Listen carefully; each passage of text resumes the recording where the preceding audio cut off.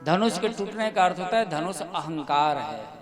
हम सबके अंदर का अहंकार ही धनुष है। यह धनुष शिव जी का अहंकार है। अहंकार हमेशा टेढ़ा रहता है, धनुष भी टेढ़ा होता है। अहंकार मनुष्य को टेढ़ा बना देता है और अहंकार के अनेक रूप होते हैं। कितने रूप होते हैं? कालिया नाग को देख लीजिए। चलिए भागवत में कालिया नाग का देखिए। काल हृदय में है, सहस्त्रों फण, हजारों फण है, अर्थात अहंकार के अनेक रूप हैं, एक रूप नहीं है। हर तरह का अहंकार है।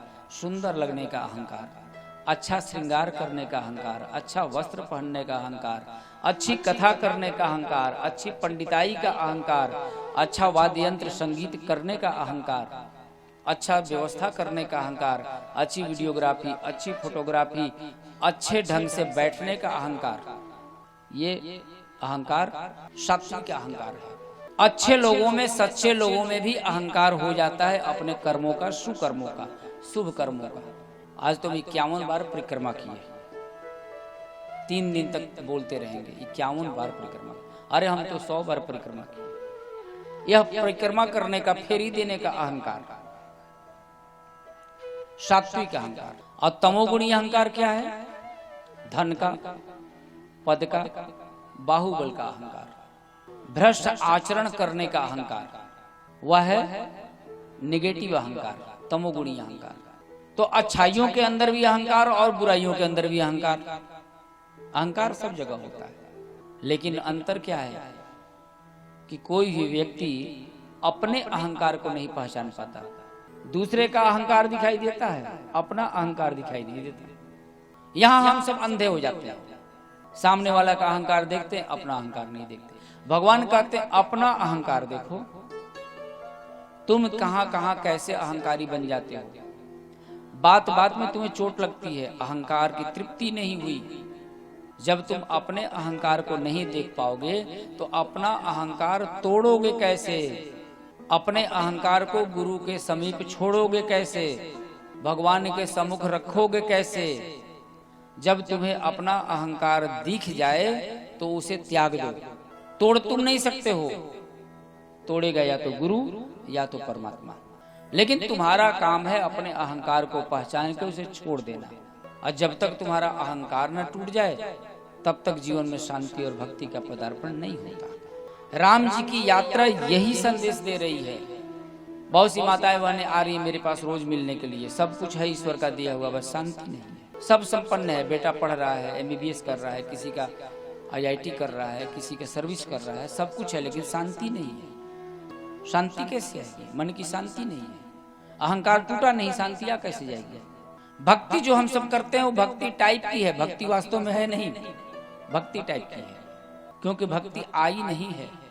भक्ति तब आएगी जब अहंकार टूटेगा। अहंकार तब टूटेगा जब हम अहंकार छोड़ेंगे।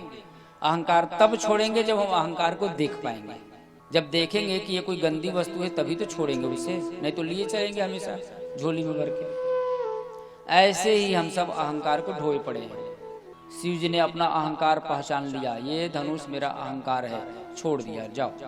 भगवान आपने धनुष को छोड़ दिया, कहे हाँ छोड़ दिया, कहे नष्ट क्यों नहीं कर दिए, कहे मेरे बस की बात नहीं नष्ट करना। हमने छोड़ दिया, भगवान का काम है तोड़ना, गुरु का काम है तोड़ना। तो राम जी की यात्रा संक्षिप्त में, गुरु के सानिध्य में चलेंगे तो अज्ञान दिखाई दिया, ताड़कावध हुआ।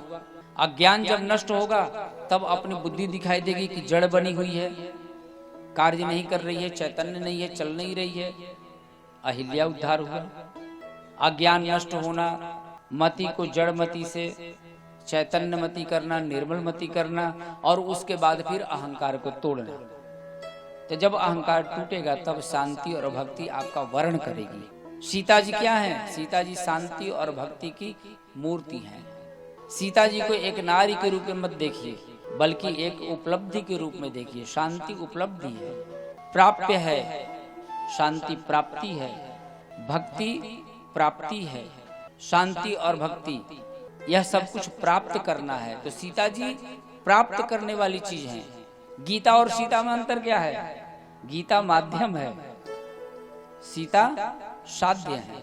गीता साधन है सीता को प्राप्त करने का, सीता का मतलब शांति और भक्ति। तो भगवान भी कहते हैं कि हर मनुष्य को जीवन में शांति और भक्ति चाहिए। कुछ लोग कहते हैं कि अभी हमें शांति और भक्ति की क्या जरूरत है, अभी तो जवानी है, अभी तो बहुत समय बाकी है। अरे जब जवानी में शांति भक्ति नहीं आई तो बुढ़ापा में तो कोई संभावना नहीं। बड़ा संघर्ष है। भगवान राम बूढ़े हो गए हैं क्या जो शांति भक्ति की तलाश में चल दिए हैं? नौजवान है भगवान, 25 वर्ष की अवस्था, गुरुकुल से अभी आई है, गुरुकुल से आकर के अभी गृहस्थाश्रम में प्रवेश किए हैं। ये जवानी की पूर्ण अवस्था में शांति और भक्ति की प्राप्ति होती है, बुढ़ापे की बात नहीं करना चाहिए। भगवान युवा वर्ग में है, शांति भक्ति को प्राप्त करने गए हुए हैं। बाबा ने कहा लेते चढ़ावत खैचत गाढ़े काहुन लखा देख सब ठाड़े, लेते चढ़ावत खैचत गाढ़े काहुन लखा देख सब ठाड़े, ते छन राम मध्य धुन तोरा, भरे भुवन भुवन घोर कठोरा, भरे भुवन धुन घोर कठोरा। लेते चढ़ाते खींचते राम को किसी ने देखा ही नहीं। और उसके बाद धनुष की टंकार, धनुष के प्रतंचा पूरे ब्रह्मांड में गूंज उठी। ऋषियों की समाधियां भंग हो गईं। भरे भुवन घोर कठोर, रव रवि बाधित मारहु चले, करहि दिग्गज ढोल महि महि लोल पूरब कलमल, सुर असुर मुनि कर मान देव, सकल विकल विचारहि, ओ दंड खंड राम तुलसी, जयति वचन उचारहि। स्थिति ऐसी हो गई धनुष की, धनुष के टंकार से टूटते ही कि भगवान सूर्य के रथ के घोड़े सब के सब रथ छोड़ के भाग चले। समय ठहर सा गया, पूरी प्रकृति में भूचाल आ गया। अचानक से ऐसा लग गया जैसे सृष्टि विनाश और प्रलय के गर्त में जा रही है। होने क्या लग गया, चारों तरफ हाहाकार, चारों तरफ हाहाकार मचा हुआ।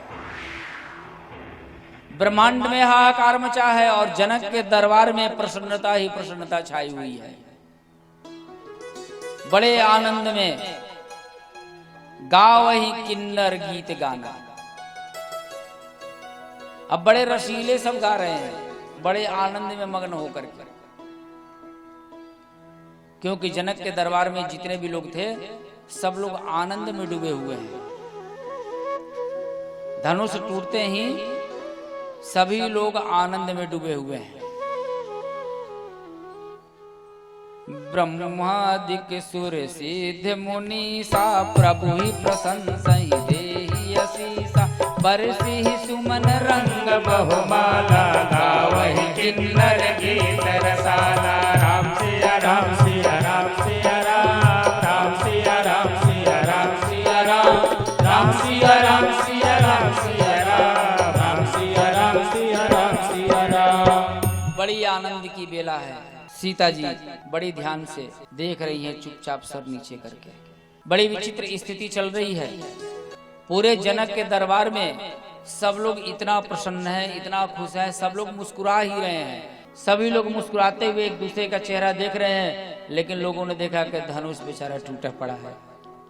तो किसी ने पूछ दिया कि सब तो प्रसन्न है धनुष भाई, केवल तुम ही दुखी हो। धनुष कहा कि अरे नहीं नहीं नहीं, ऐसा मत समझो, मैं तो वास्तव में बहुत प्रसन्न हूं। कहे तुम कैसे प्रसन्न हो?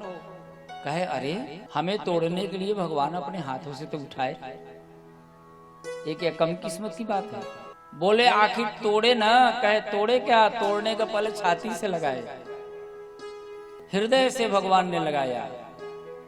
कहा आखिर तोड़ के फेंक ही दिया ना, अब तो दुखी हो जाओ। कहे कहाँ फेंके, गिरा दिए, और गिरे भी तो उनकी चरण में गिरे, टूट कर गिरे। भगवान के चरण में धनुष आनंद में है। किसी ने कहा धनुष दे कि भाई तुम्हारा जाते जाते कोई संदेश हो समाज को तो दे दो।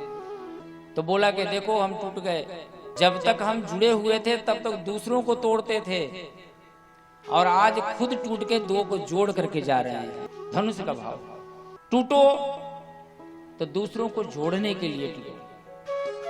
जीवन में अहंकार रह करके हमेशा दूसरे को तोड़ते ही मत रह जाओ। भगवान ने तो ये लीला दिखाई है। अब ये सोच करके कि हमारे भगवान आएंगे, अब भगवान आकर के अहंकार समाप्त करेंगे, ऐसा नहीं होता। भगवान ने लीला दिखाई है और इसी को लीला के रूप में भगवान ने कहा कि देखो, हम तो केवल लीला दिखाए हैं, हम तो अप्रत्यक्ष रूप में रहते हैं। अब तुम्हारा अहंकार तोड़ने के लिए प्रत्यक्ष रूप में तुम्हारा गुरु होगा। गुरु साक्षात परम ब्रह्म, गुरु परमात्मा का साक्षात रूप होता है, अदृश्य परम ब्रह्म होता है और दृश्य रूप में गुरु होता है। गुरु अहंकार तोड़ता है, किंतु अहंकार जब कोई छोड़ना चाहे तब हर व्यक्ति अपना अहंकार लिए रहेगा कि नहीं नहीं मेरा अहंकार मत टूटे, मेरा अहंकार न टूटे, तो नहीं टूटेगा। लिए रहो भाई, अपना जियो आराम से। और जब गुरु के सम्मुख छोड़ दोगे अहंकार तोड़ने के लिए, तो गुरु अहंकार तोड़ देगा और जीवन आनंद में प्रवेश कर जाएगा।